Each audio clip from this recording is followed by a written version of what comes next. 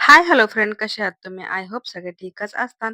तर माझ्या कुकिंग चॅनलमध्ये मी तुमचं मनापासून स्वागत करते. आणि हो फ्रेंड्स, रिक्वेस्ट आहे की ही जी रेसिपी आहे ना, स्किप न करता असंच पुढे कंटिन्यू पाहत राहा. रेसिपीला सुरुवात करण्याच्या अगोदर तुम्ही माझ्या चॅनलला सबस्क्राईब केलं नसेल तर प्लीज माझ्या चॅनलला सबस्क्राईब करा आणि जेवढं होईल तेवढं शेअर आणि लाईक करायला विसरू नका.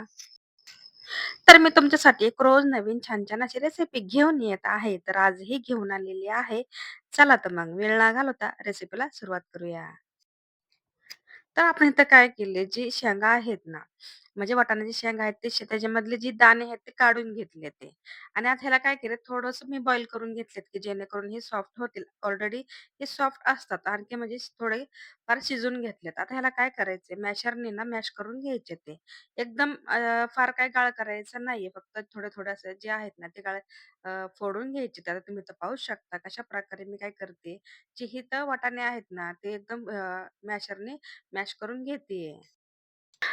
आणि आता विंटर स्पेशल म्हणजे आता जी रेसिपी आहे ना, म्हणजे कसं असतं, की ह्या हिवाळ्यामध्ये ना भाज्या वगैरे खूप असं ताज्या-ताज्या मिळतात आणि ह्या म्हणजे कसं असतं उन्हाळ्यामध्ये शक्यता भाज्यांची कमी असते आणि काही फार काही भाज्या वगैरे मिळत नाहीत. आता म्हणलं आता हिवाळ्यामध्ये तर भाज्या सुरूच झाल्यात ना, चला मग त्याचा आनंद आपण लुटूयात. तुम्ही तर पाहिलं असेल, की मॅशरने जी वाटाणे आहेत ना, ते मॅश करून घेतले. त्याच्यासोबतच आहे ना 2 ते 3 इथं मी काय केले, जे बटाटे आहेत ते बॉईल करून घेतलेत आणि त्याची वरची जी साल आहे ना, ती पण काढून घेतली. आता ह्याला काय करायचंय, किसणीने खिसून घ्यायचे. म्हणजे काय होतं, आपण जी रेसिपी बनवणार आहे ना, तर त्यासाठी हे काय होईल, की उत्तम होईल. आता तुम्ही ओळखलंच असेल, की थंबनेलवरून किंवा टायटलवरून, की आज इथं आपण कोणती रेसिपी बनवत आहोत. आता तुम्ही पाहिलं असेल, इथं मी काय केले, पूर्ण जे बटाटे आहेत ना, ते मॅश करून घेतेय. आता तुम्ही काय म्हणता ना, आता हाताने जर चुरून वगैरे टाकलं, तर मग हे बघा, कसं असतं, की ह्याच्यामध्ये ना एकत्र जीव झाला पाहिजे. आपण ज्यावेळेस टिक्की बनवायला घेऊ ना, तर काय होईल, त्याचे जे मोठे-मोठे असे बटाटे आहेत ना, ते साईडला निघून होतात. तर त्याची टेस्ट आहे ना, ती एकसारखी येणार नाही. त्यासाठी काय करायचं मॅशरने ना सॉरी खिसणीने बटाटा जे आहेत ना, ते खिसून घ्यायचे, की जेणेकरून बटाटा आणि वाटाणा चांगल्यापैकी मिक्स होईल. तर ह्याच्यात मसाले टाकायचे. आता मसाले कोणते-कोणते ते तुम्हाला सांगते. थोडंसं मी तिखटसाठी काय केलं, म्हणजे मी माझ्या पद्धतीने केलंय बरं का.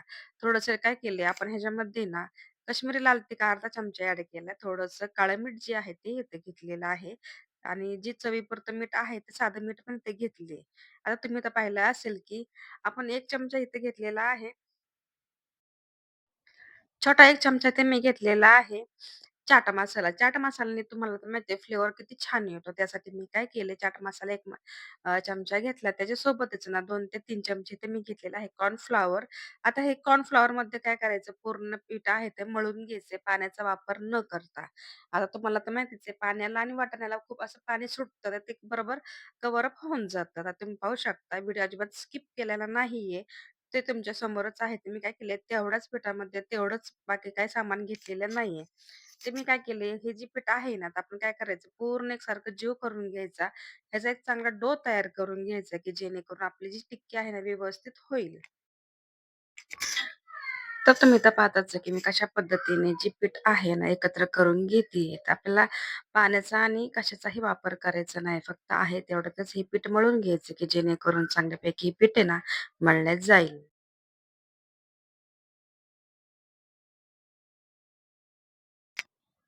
जे आपलं पीठ आहे ना, तर ते मळून झाले. तर तुम्ही पाहू शकता इथं पिठाचा गोळा रेडी झाला आणि त्याच्यासोबतच आहे ना, मी काय केले त्याच प्लेटमध्ये ना थोडंसं तेल काढून घेतले, की जेणेकरून आहे ना, आपल्याला काय होतं, की हाताला चिकटण्याची शक्यता कमी असते. आता बटाटा असला, की हाताला जास्त चिकटतो. त्यासाठी काय करायचं, तेलाचा हात घ्यायचा आहे. हे तर तसं पीठ जास्त लागलेलं नाही, तरीही मी तेल घेतले. पण माझ्याकडनं प्लेटमध्ये तेल जरा जास्तच झाले. तर तुम्ही आता पाहू शकता मी काय केले आता हे जे ना असं पेढे तयार करते. आता तुम्ही म्हणता ना पेढे कशा पद्धतीचे? आपण जसं ना वडापावसाठी जे आपण वडे तयार करतो ना, त्याच साईजमध्ये आपल्याला काय करायचं, हे टिक्क्या बनवून घ्यायचे ते. आता एक तर टिक्की आपली झाली, तर तुम्ही आता पाहू शकता हाताच्या दोन्ही साहाय्याने प्रेस करून एकसारखं मी गोल राउंड शेपमध्ये तुम्ही जे आहे ना, ते वडे तयार करून घेते. आता हे जे आहेत ना, ते ऑलमोस्ट झालेत. आता गॅसचा फ्लेम चालू करून आपण ह्याच्यामध्ये आज जेवढ्या आपल्या टिक्क्या बसतील आणि जेवढं आपल्याला तेल हवं ना, त्याच पद्धतीने इथं मी काय केले, तेल घेतले. आता हे तेल आहे ना गरम थोडंसं झाले. फार काही गरम करून घ्यायची गरज नाही, कारण टिक्क्या जळल्या तर ते छान लागत नाही. थोडंसं कोमट तेल म्हणजे थोडंसं गरम झालं ना, मग काय करायचंय, त्या टिक्क्या सोडायच्या त्या. आता तुम्ही म्हणता मी हे तर कमी का सोडलं, तर काय होतं, की आपण ज्यावेळेस आहे ना मॅशरनी प्रेस करू ना, तर ते थोडेसे मोठे होतात. मग ते कढईमध्ये बसणार नाही. त्यासाठी काय केले ते 2-2, 3-3 असे सोडले. तर तुम्ही पाहू शकता आधी मी काय केलं दोन्हीही बाजू त्याची आहेत ना, तर क्रिस्पी होईपर्यंत मी ना क्रिस्पी होईपर्यंत मी इथं काय केले म्हणजे दोन्ही साइडने क्रंची क्रिस्पी होईपर्यंत तेलामध्ये डिप करून घेतले. आता तुम्ही पाहू शकता मॅशरने मी काय केले असं थोडं-थोडं हाताने ना प्रेस केले जेणेकरून हे काय होतील चपट्या होतील.